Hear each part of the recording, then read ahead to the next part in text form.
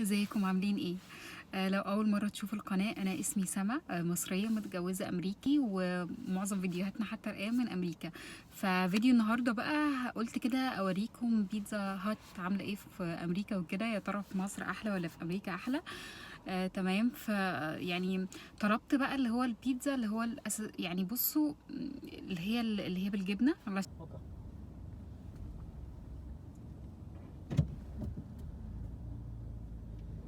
مارجريتا هنا مش زي بتاع مصر، عشان كده ما طلبتش مارجريتا، فهي بيتزا جبنه عادي يعني.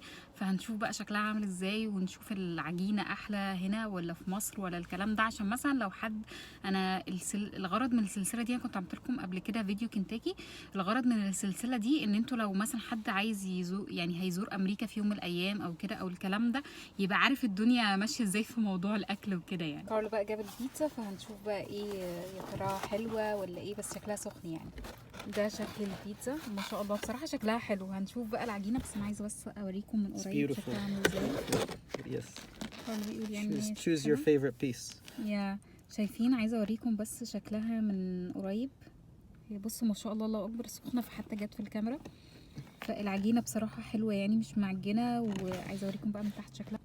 دي العجينه من تحت ما شاء الله، شكلها حلو يعني، مش محروقه وكده. هندوق بقى ونشوف يعني الطعم عامل ايه. بسم الله. بصوا انا اخترت القطعه دي، ف متحمسه كده بقى طعمها. بسم الله.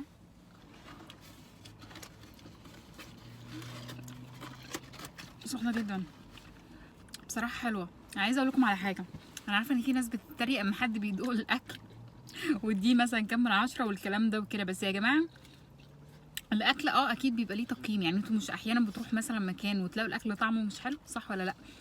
عايزه اقول لكم ان انا بصراحه من يوم ما جيت امريكا هنا، من كام سنه، ما اكلتش بيتزا حلوه خالص. مش عارفه ليه، غير مره واحده بس في مكان ان شاء الله ممكن ابقى اوريه لكم. بس هو بصراحه مش يعني عادي، مكان خاص هنا بالمدينه اللي احنا فيها، فمش هيبقى موجود في كل مكان عشان لو حد مثلا هيزور امريكا او كده. فالمهم بصراحه وهي سخنه طعمها احلى. انا طلبتها قبل كده، اللي هو عارفين اللي هي بيكون بقى محشيه اطراف الجبنه والكلام ده، ما كانش طعمها حلو خالص، كان طعمها مش حلو، استغفر الله العظيم يعني. بس عشان طلبتها دليفري، فلحد ما وصلت البيت تقريبا اخدت وقت. فشايفين من قريب بصراحه شكلها حلو يعني. لا وطعمها حلو، لا والعجينه مش معجنه يعني. عايزه اقول لكم بقى حاجه مهمه برضو قبل ما اقفل الفيديو عشان ما اطولش عليكم.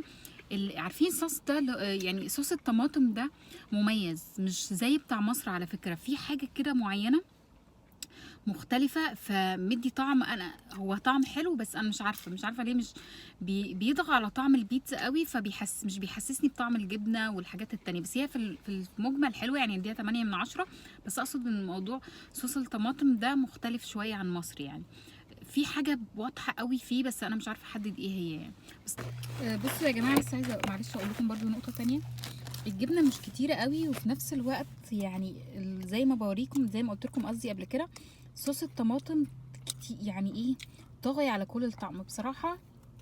انا تراجعت في كلامي، مش هديها 8 من 10، هديها 6 من 10 او كمان 5 من 10، لاني مش حاسه طعم البيتزا. انا حاسه بس ان انا باكل عيش طعمه حلو مثلا، بس برضو مش مالح كويس صوص الطماطم ده بس يعني. فبرضو مش عارفه يعني. قولوا لي انتي برضو، قولوا لي برضو لو انتوا عايشين في امريكا، اما جربتوا بيتزا هات وكده، فكان طعمها عامل ايه بالنسبه لكم يعني.